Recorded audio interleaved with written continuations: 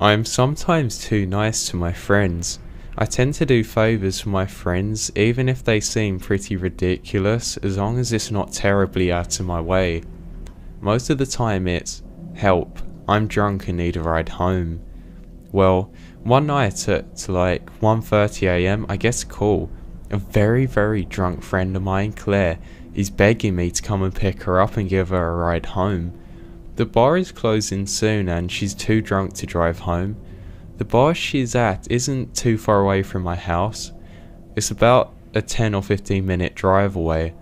But the issue that she lives like 35 to 45 minutes on the other side of town arises.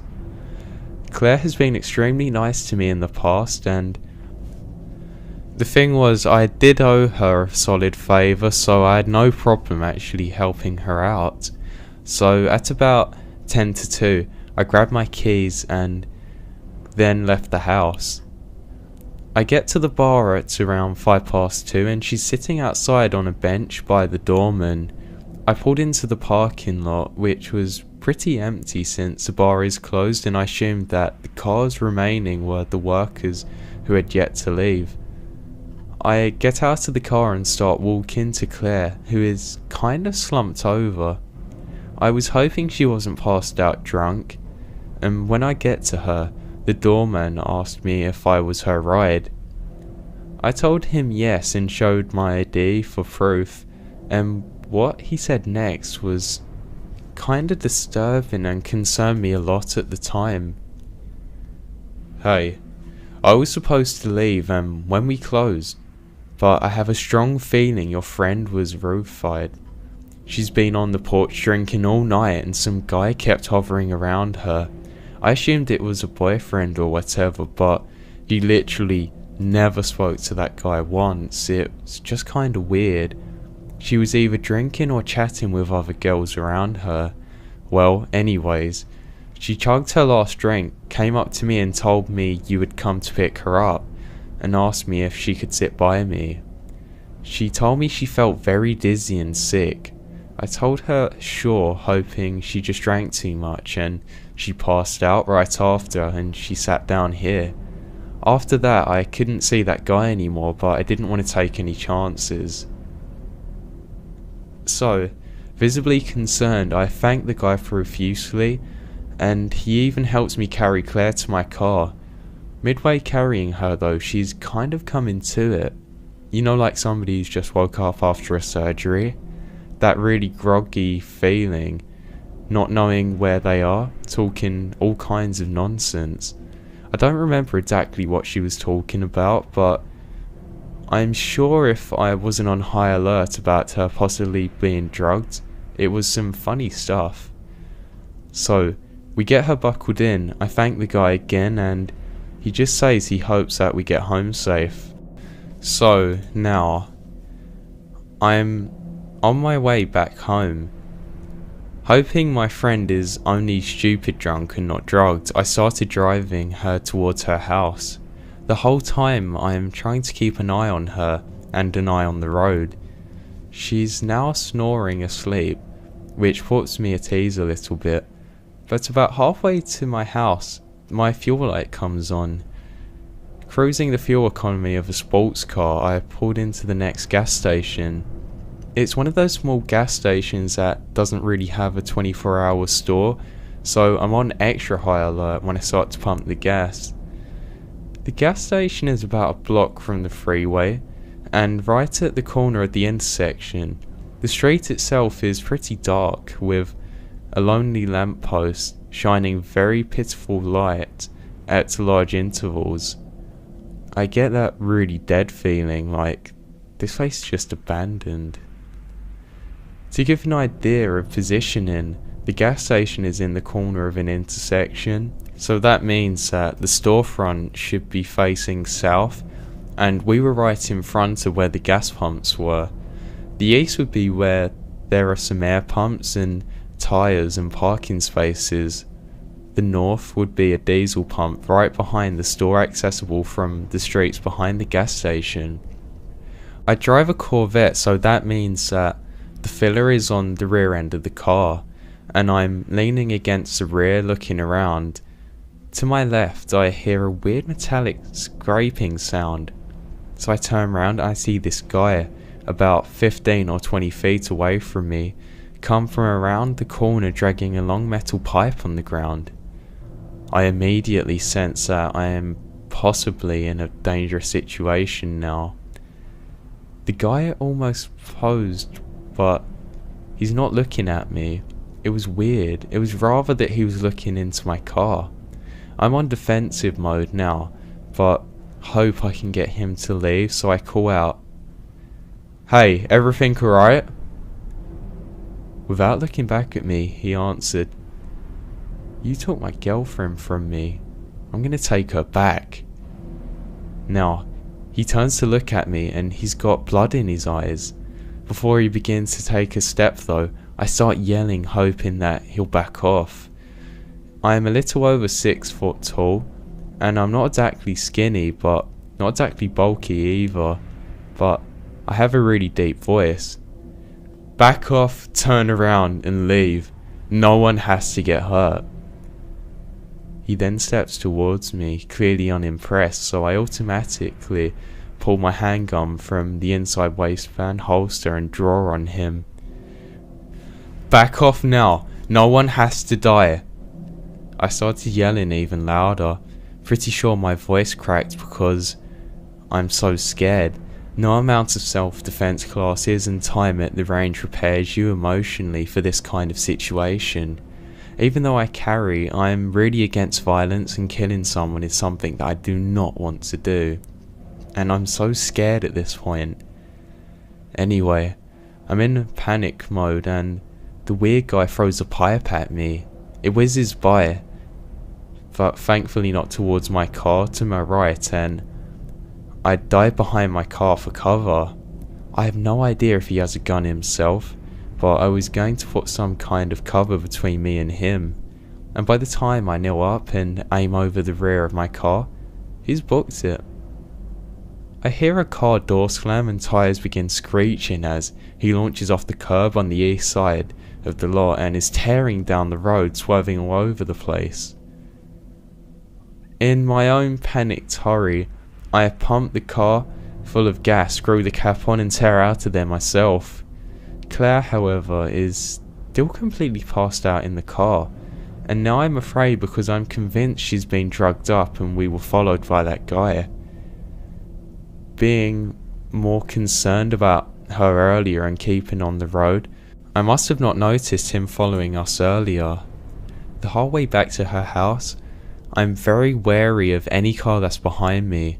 I'm also driving very aggressively, and when I get to Claire's neighbourhood, I circle a separate block that's not hers 4 times, just to make sure that no one's following me. When I was satisfied thinking that I wasn't being followed by anyone, I pulled up to her house and tried to shake her awake. She's doing that groggy waking up stuff from before, but now she's able to get up. I'm able to walk her, thankfully. I was worried I was going to have to call an ambulance if she didn't wake up, and I grabbed her keys from her bag. I managed to walk her inside, and at this point, she's kind of coming round, asking me about what's going on, where she is, and some other things, etc. I was pretty scared at this point, but I just continued on. She looks like she's completely lost it, asking me where she is. I decide to lie her down, and her eyes started welling up. She clings to me and starts sobbing. She's still very out of it, but I'm guessing she realizes something bad was going on, or something bad was attempted on her. I was able to get her to lie down and to get her to sleep.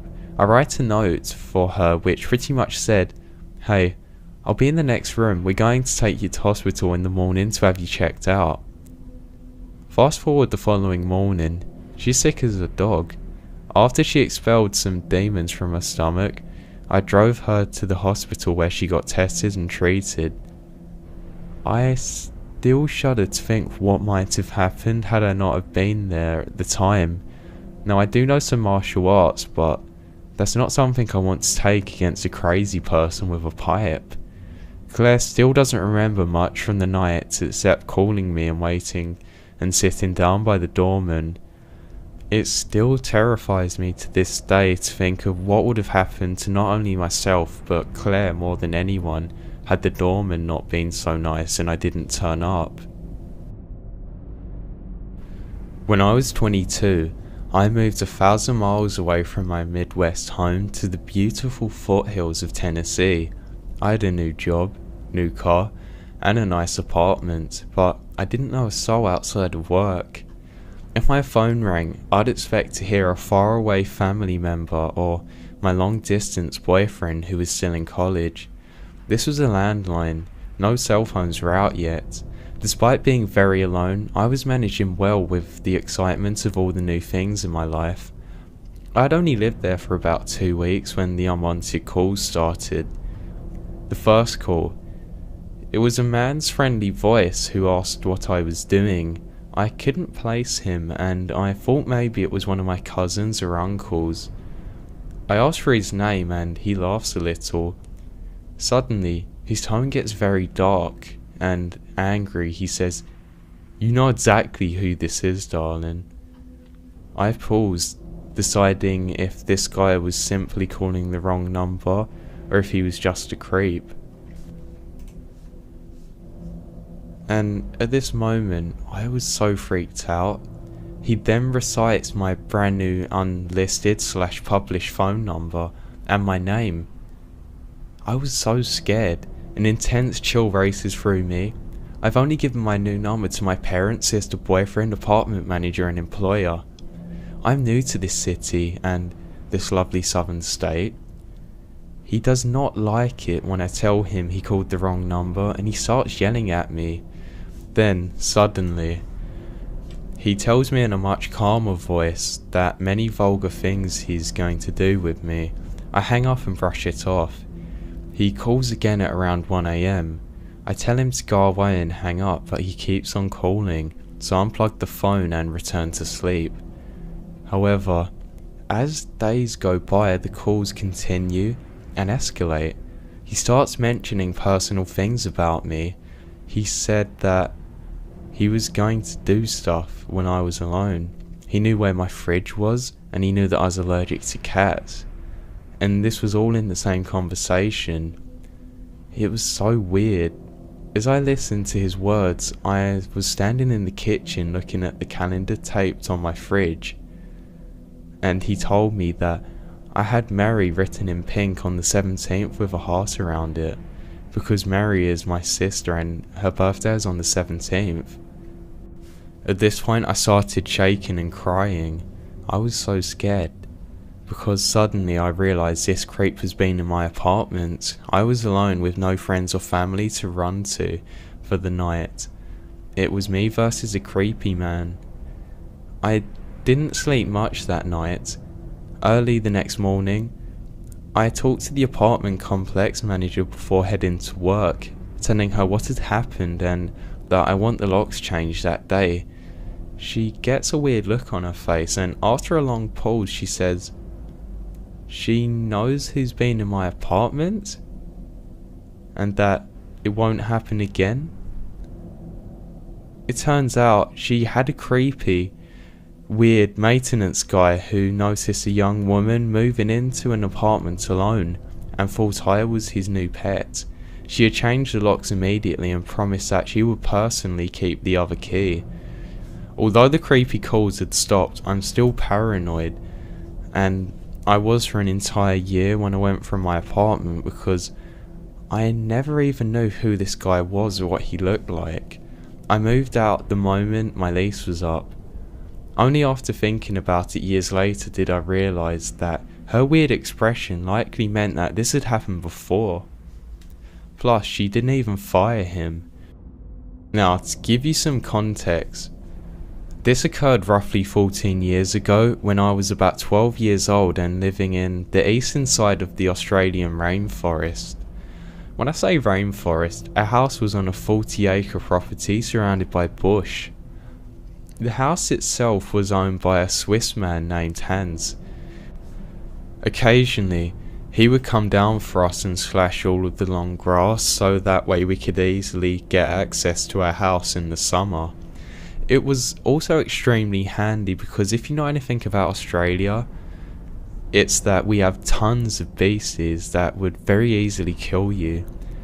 We lived about a 40-minute drive away from the small town centre. This meant that if we needed groceries, medical attention or contact to our parents, it would be a 40-minute drive before we could do anything. The house sat on the side of a large mountain roughly 3/4 of the way up, so naturally, most of the land we called home was strewn with valleys, nooks and hideaways. We had trails we could walk and they led to a small stream and a small waterfall. It was truly a beautiful place, considerably scarier to me though than my small siblings. We knew our neighbours on both sides of the property, but because the location of our house was pretty remote, our nearest neighbours was roughly 10 minutes away from us. That's going by car. One of our neighbours was a lovely old lady who used to wave at us as we were going off to the school bus before we made the trek to our house every day. The other was this middle-aged man and his family. He was a real jerk who excavated around the bottom border where our properties met. He would continually interrupt the waterfall flow and the supply of fresh water to us, and he didn't seem to care about doing so. Now, lots of strange and creepy things happen when you're living in the middle of nowhere, but one in particular involved a guy I certainly didn't want to ever meet again. Being pretty removed from people, it was extremely rare that we ever got visitors, but we didn't know who was coming. When we didn't recognise people who turned up, there wasn't a lot we could do about it. It was usually just because they were lost and needed directions, however. One day, though, a man in the ute came up roaring down our driveway. I remember running inside to tell my dad some weirdo was there. He immediately walked outside to see who this unwanted guest was. Here's a little background about my dad. He is literally the most hardcore person you'll ever meet. He has one leg after having it amputated earlier in his life in a car accident. He was in the Navy and was brought up in a very strict household. He had grown up in a very rough part of Sydney's west, so he had some pretty shady contacts too. So in short, he was somebody you really wouldn't want to mess with. I wouldn't be surprised if he had killed someone in his life prior to having kids, to be honest. Anyway, my dad goes outside to see what all the commotion is while my mum keeps us inside.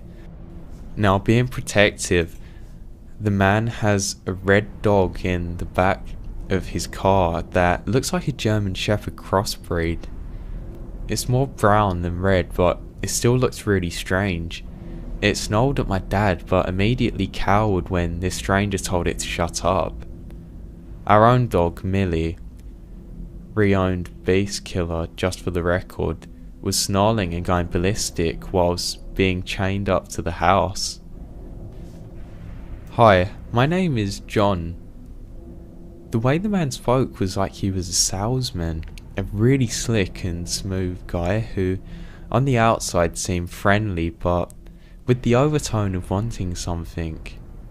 My dad immediately responded with, "So, what are you doing out here, John?" The man was taken aback, obviously not used to dealing with someone of such a hostile type as my dad.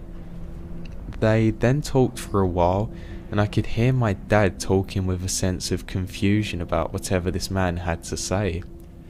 I did, however, overhear my dad say, "What are you thinking? Just call the cops." I found out later that that lovely old lady next to us had died. Apparently, John was on the other side of the property and went to visit and found her dead. He also asked if that my dad would be able to help move the body to make it easier for the police to investigate. This is obviously why my dad was telling the man to call the police immediately. Anyway, the police showed up later and wanted to take a statement from my dad and John. And John was still hanging around the house until the police arrived. I remember my dad pulling an officer aside and explaining to him that John wanted to move the body when he first arrived. The police officer left without any more questions, as if it looked like she had died from natural causes. John was still inside our house. I found him to be a very unsettling person.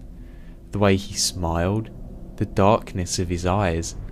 He was unfamiliar, but acting like he was one of us.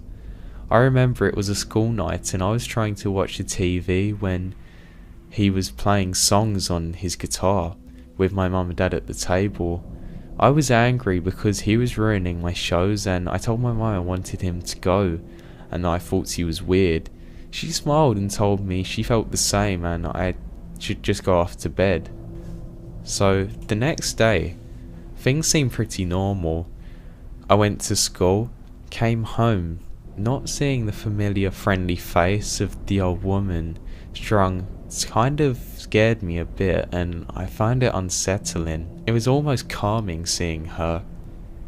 It felt strange, and I hoped that she knew her family loved her before she passed away. I was a bit sad on the walk home until halfway down the driveway, as I noticed John's ute again parked outside the front of our house. I walked closer and was greeted by his dog, Rusty.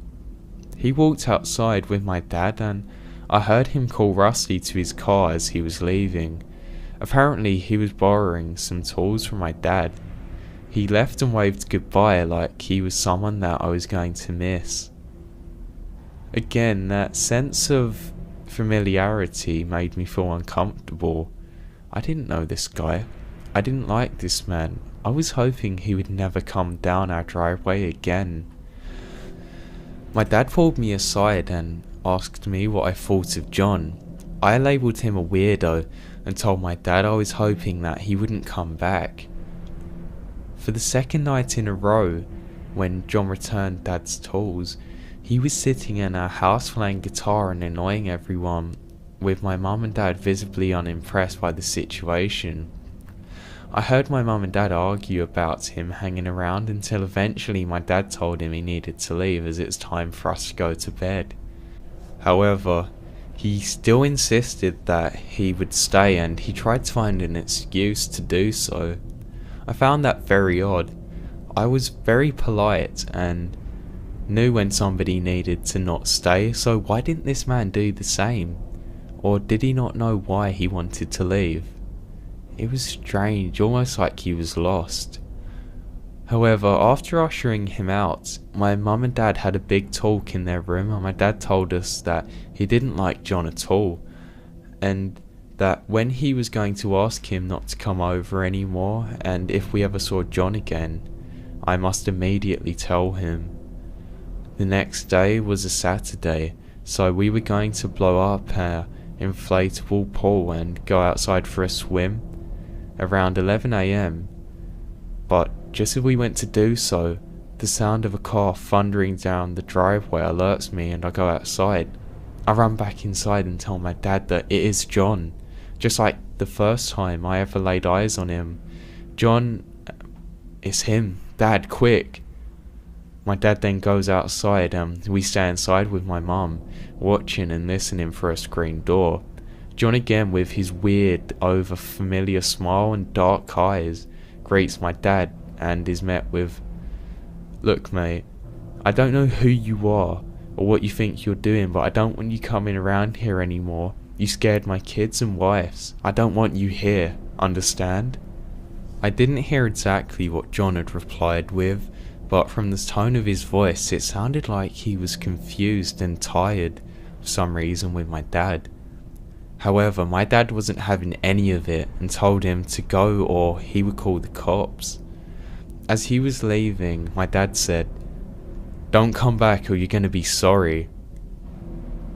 Now, as if it wasn't bad enough, this is where things got truly weird. As my dad lays this subtle threat on the man, his face completely changes to that of one of rage. He then glares straight back at us in the house, sticks up his fingers and speeds out of the driveway shouting profanities, churning up the gravel, throwing it towards our house. My dad came back and told us that we wouldn't be seeing from John anymore, and if we did, we were going to call the cops. I was relieved that this odd man, making me feel uncomfortable, was finally gone, and the way he reacted when he left confirmed the feeling I got from him, and I knew that I never wanted to see him again. I can't remember if it was a Sunday or Monday after that day, but John did come back. He was then trying desperately to explain himself with my dad and saying sorry for whatever upset he had caused us. Before he even got out of the ute, my dad said, "If you don't turn around and leave, I'm going to smash your face in." He did just that. My dad then went to call the cops to inform them about what was going on. Apparently, they were going to go and talk to John. I didn't hear any more of what happened about that conversation. A few weeks went by with no sightings or happenings with John, and we all felt like things were going back to normal. But that was until that our mailbox had been ripped out of the ground and smashed or possibly run over. I remember asking my dad what had happened, and he wasn't about to give me any ideas. He later told me that he knew it was John after the way that the conversation had ended. The next weekend after, we had went into town to get some groceries and a fast food dinner, as kind of a treat, and when we came back home down the driveway, my dad immediately stopped my mum from proceeding and said that he thought something was wrong. Next to the carport where we parked our car, there was a window that opened to the bathroom. My dad must have spotted the window was missing as we drove down. He got increasingly more tense until we all noticed the window was missing. I still remember being confused in the back seats, not really knowing what was going on until I saw it. A man, dark eyes, overfamiliar, coming from the window that led to the shower. My dad was exploding with rage. He told my mum to rush down the driveway so we could really mess this guy up and give him what he deserved. The man proceeded to escape the window and run down the back of our property into thick Latana, which is a really thick, thorny part of our property. Now, my dad only had one leg. He let Millie loose as she was going ballistic tied up to the house. She raced down to the Latana and engulfed into the darkness of the hill. However, she come back with nothing. My dad went out with his flashlight and couldn't see anything either. Now, I'm not exactly sure if anybody had slept that night. None of our possessions had been stolen or even moved. We must have caught this man just as he was entering our house. The police came the next day and searched for fingerprints with no avail. My father was furious and again alerted them to John and his strange behaviour. They told us they would look into it again. That was the last time that we ever heard from John that year. I had almost completely forgotten about him and had the summer off to enjoy myself and get ready for high school. The school I was at was pretty large considering where we were, but everybody seemed to know each other very well, including the staff. Within my first week at the school, we were introduced to all the teachers and the assistant teachers. I was caught completely off guard when that overfamiliar dark-eyed man from the previous year was reintroduced as a teacher. Except instead of John, he was introduced as George or something. I went into a little bit of a spin as I was trying to make sense of all of this. I was 100% sure that this man named George was something or exactly the same man who had introduced himself to me earlier as John. At that moment, so many things rushed into my head. What if he had killed the lady? What if he didn't live close by? What if he wanted to move the body so he could frame my dad? If he had lied about something as critical as his name, what else was he going to lie about? What if the police never even made contact with him? Now, I was sitting there for a good 10 minutes trying to piece all of this together, until my teacher called my name to bring me back to reality. That is when he noticed me. The look on his face when he saw mine was one that I'm never gonna forget. He immediately recognized me. He looked shocked.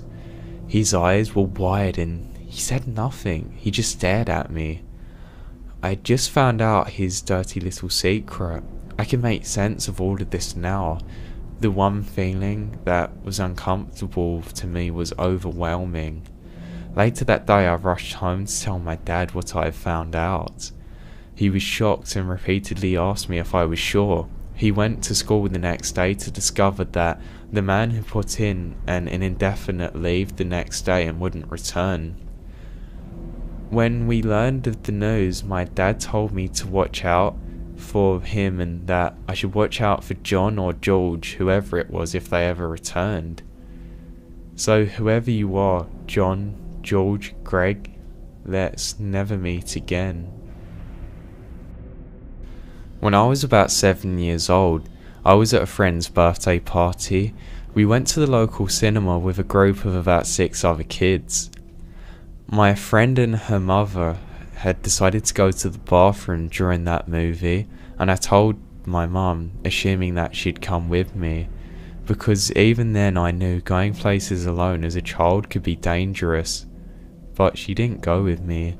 I went to the bathroom alone, and I must mention this was a small local cinema which was really old and most of the time empty. Not like regular cinema theatres nowadays, always having people coming in and out. Anyway, the way to the bathroom was kind of down this creepy empty hallway. As I was walking down it, I saw a guy leaning against the sweets and popcorn section, seemingly with nothing to do. I thought maybe he's just waiting for his kid to return from the bathroom or something. At this place, the bathroom was one small room that was separated into 2 stalls for men and 2 for women. The guy came in after about a minute of me entering. I could see his shadow under the door where I was in. He was walking back and forth outside it. He shouldn't have been in the woman's side anyway. No one else was in the bathroom. So I started panicking. I stayed there for a couple of minutes because I was too scared to go out. Eventually he left though, and with this I decided to go back. When I walked out to the bathroom, he was standing there blocking the doorways, standing with his arms and legs spread out like he was ready to grab me and scoop me up. My heart started racing.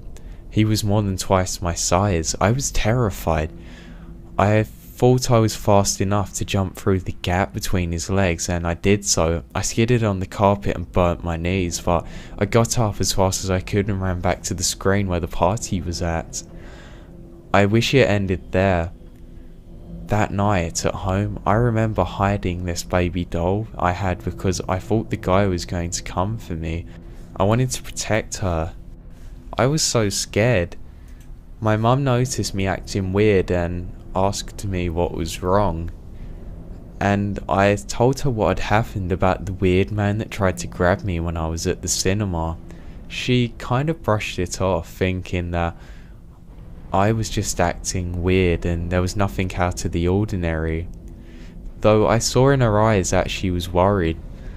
Later I heard her and my dad talking, and she came to ask me what the guy looked like. She said, "Did he have a black moustache?" Yeah, he did. Did he have messy hair? Yeah, he did, but how did she know these things? Turns out that he was at our house earlier that day, replacing a window, and he must have heard my mum talking about me and the party. I don't know what he was planning on doing if he grabbed me, kidnapping me. I don't even like to think about it. I'm just thankful that I never saw him again. When I was younger, the fairground was something that I always loved to go to. There was just something about it. Maybe it's just being out with my friends. I don't know, it was just something that I always found magical about it. Maybe it's because I'd went to them all my life, but anyway, on to my story. Like I said, I love going to the fairground, and this year was no different to any other back from my childhood. Just as the summer rolled in, the cars rolled up for the fair.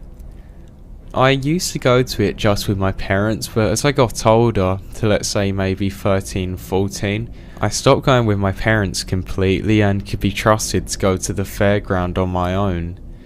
Now, this is something that I love doing. I just love the sense of independence and freedom. So I'd always go with my two best friends, John and Hank. John and Hank were slightly different to me because they liked just going to try and win prizes and chocolates. Who wants to win $5 candy anyway? What I always wanted to go to was the haunted house attractions. I don't know exactly why I liked haunted houses so much. Maybe it's because every time I'd went it'd been the highlight for me, or the adrenaline rush, I'm not sure. Either way, I knew that it was the first thing that I was going to go to when I actually got there. So the day rolled round and we arrived. As we got there, I was so persistent on going to the haunted house, and it kind of rubbed up John and Hank the wrong way. They were slightly getting irritated at me, but we just come to an agreement. Fine.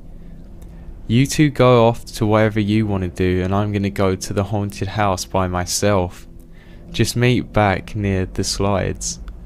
And they agreed, and that's just what happened. It seemed like I hadn't even turned my back on them for a second, and they were already gone.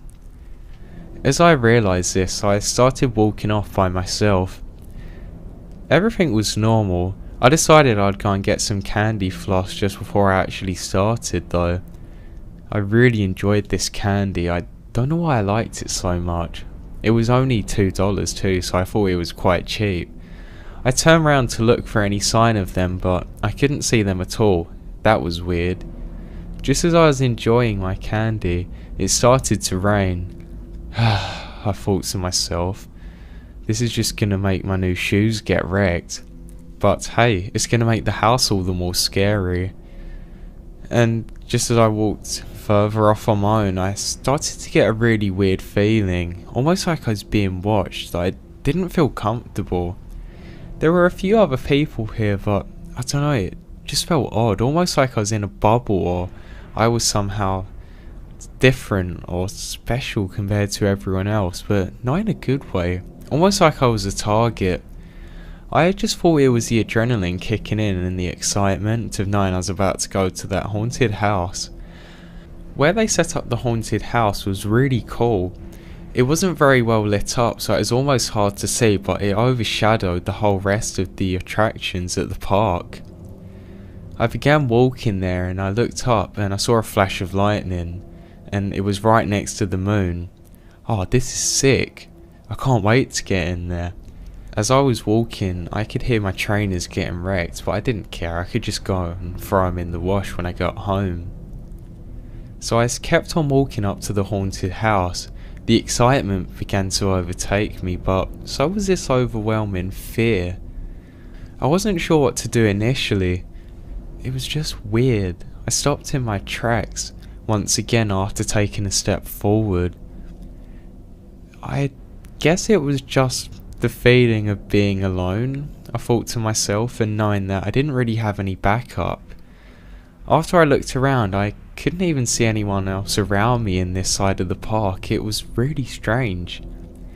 I looked back towards the house. No one. It was like I was in a ghost town. I couldn't quite fathom why nobody would be there. Heck, it's the best place, I thought. So I began walking very slowly and cautiously towards it. Oh great man, I can get that adrenaline coming again, I was thinking.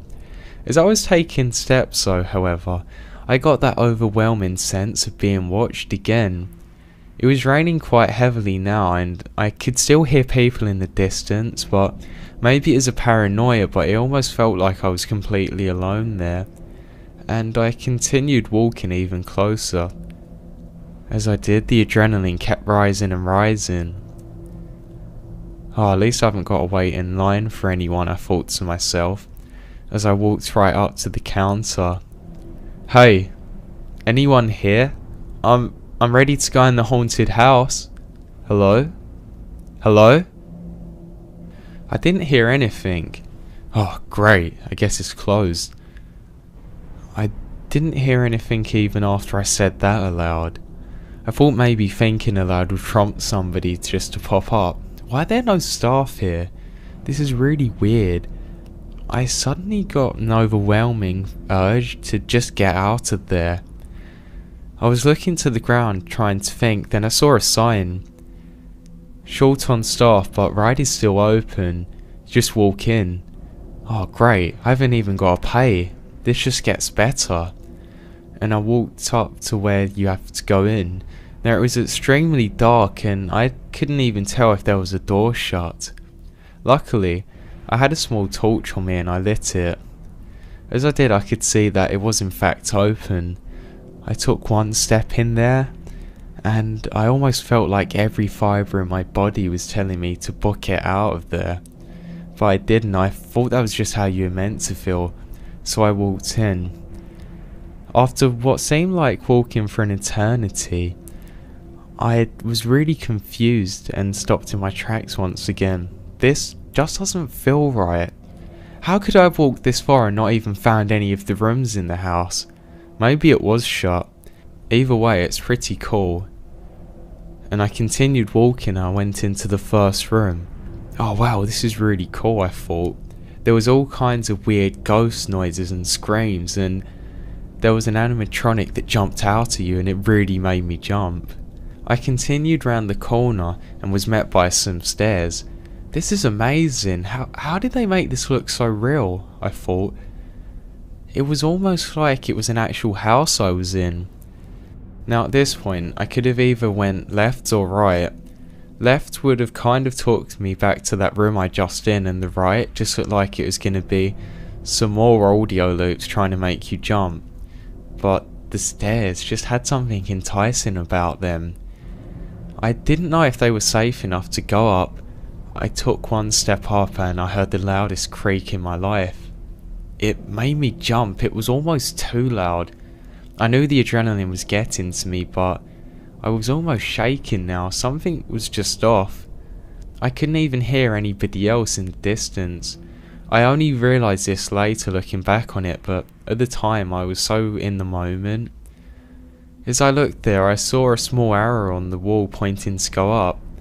Oh wow, this is good. This is going to be so cool. I can't wait to let the other guys come and see this with me, I thought again to myself. I began walking up the steps and it was creaking louder and louder. It almost felt like I was going to fall through them. I was just so immersed in the moment. I climbed to near the top of the stairs and I heard some whispering.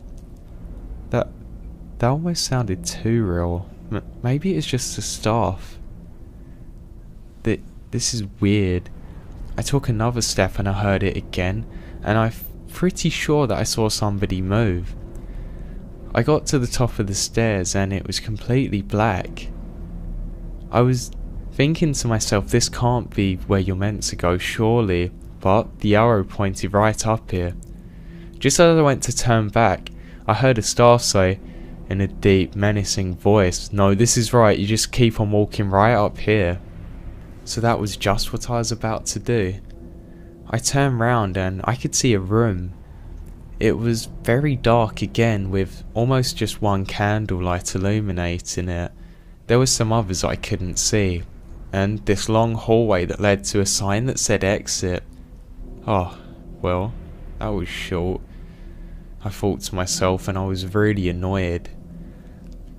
I had once again got that overwhelming feeling though that I should turn back. I decided to fight it and start walking. I heard one of the staff talking, trying to be scary to me. That's it, just keep on walking, that's it. I was laughing and saying, you know what I'm gonna do, back to them. Obviously I was gonna keep on walking. As I did so, I said, And that's not so scary, I can see you standing there. And then I heard a different voice, completely different to the one I'd already heard. And then my eyes adjusted to the night. It wasn't just 1 or 2 staff members, there was 4 people all in that dark room. Now suddenly it hit me. Why would there be 4 staff members completely in the dark, all just standing there waiting for me? This doesn't make an ounce of sense. At that moment I realised how bad of a situation I was actually in. I let out the loudest scream I ever have in my life. They didn't even react, they just sat there waiting as if I didn't hear them. I legged it down the steps. As I did, the first step cracked and fell straight through to the ground. I nearly went with it and I kept on running. Then I could hear people shouting behind me, talking about me escaping and closing the door. I was so scared, I booked it all the way down the steps and nearly went the wrong way and continued running. As I did so, somebody tried to grab me from the little room. I continued screaming and running through where I think I'd just come from, but I'd actually went a different way, but it led me completely out in a different direction. I saw a door and prayed to God that it would open. I kicked it and thankfully it fell down. What? This isn't even the park. What I was faced with was just a forest. What? This doesn't make any sense. They were getting even closer to me and I screamed again and continued sprinting. I was scared enough to be out there when it was raining and dark, but I didn't really have a choice. I just kept on sprinting and sprinting. I was calling out for my friends. Where are they? Help! I was screaming at the top of my lungs. How has nobody heard me? Why can't I hear the other people anymore? I was now deep into the forest and terrified. I had to slow down to catch my breath and I heard nothing. It finally hit me that I was in a terrible situation. I needed to keep on walking, but I didn't know if I was ever going to find my way back. After walking for a good 20 minutes, I finally found a road, and it was one that I'd recognised. It led to roughly where my friends lived, and I knew if I followed it, I'd eventually get home. That's not to say I took my time though. I jogged for a good 20 minutes to get back where I lived.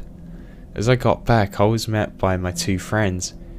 Where were you? Your mum's worried sick. None of us have a clue where you went or what happened. Are you okay, man? I didn't realise at the time, but I was in shock, so I just said, yeah, I'm okay. Dude, you're not. Your face is all white. What happened? I just need to get home. And that's just what I did. For the following weeks after, I blocked out all of that from my memory. I did, however, ask my friends what they did, and they said, well, nothing, because the entire place closed down only 30 minutes after I'd left them, and that was the exact time that I would have been in the house attraction. That fair never set up again in that location, and that was the last that I ever heard of it. And it's only as an adult now that I understand just how scary of a situation that was, and that I should have took action. I should have called the cops at least, or just told someone. I start to shake if I think about what had happened and re-envision myself in that dark room with God knows how many people. It just terrifies me, and it's something that I really want to forget. So about 4 years ago, my husband and I decided to do some work on our house. The first thing we decided to fix was our front steps. We had worked on them all day, and as it was about to get dark, we set up some shop lights and went inside to eat dinner. My sister, her husband and my baby niece were all living with us at the time. We ate dinner and myself and my brother-in-law stepped out the porch to smoke. The neighbours across from us were on vacation, so we didn't expect to see a car pull up at their house and just sit there for a while. The car only had one headlight, which I noticed right away.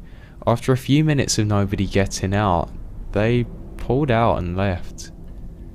So about 5 minutes passed and we still are sitting on the porch, and the same car comes back and pulls into my driveway.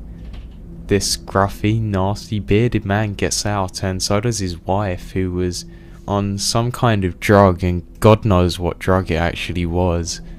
They come to the porch and ask if we have seen an Explorer for sale. We say no, and they proceed to tell us that they had directions but left them at the motel they were staying in. I asked him if he remembered some of the directions, and he said they said to me to turn right off the exit, which we lived left to the exit. I told him this and he says, maybe it's left. Okay, maybe so. So I asked what the vehicle looked like and he said he didn't know. Meanwhile, his wife is telling me about her house, which is in the same town as the motel they're staying in. She is telling me all about it, which makes me wonder why they're staying in a motel. So I asked her. She looks at me weird and says that they aren't staying anywhere but home. As she is talking, I see someone in a car, light a lighter, and see 2 people in the car. At this point, nothing they say makes any sense, and she's high as hell. She keeps glaring into my sunroom when she thinks nobody's looking at her. After a few minutes, my husband walks outside with a pistol to his hand and asks if he can help them out. When they see this, the ones in the car open the door and yell at them two to come in. They say thanks and walk really fast back to the car. For the next hour, we watch him drive back and forth up and down the road. A few days after our neighbour's house was broken into, a few things were stolen, a pistol being one of them. I have to wonder if they were casing my house and maybe thought it was just me and my brother in there. I haven't seen the car since then and hope I don't again. I told the police about it and they said they would check it out, but nothing ever came with it. I'm just thankful that I had my husband with me then and nothing bad ever did happen to me.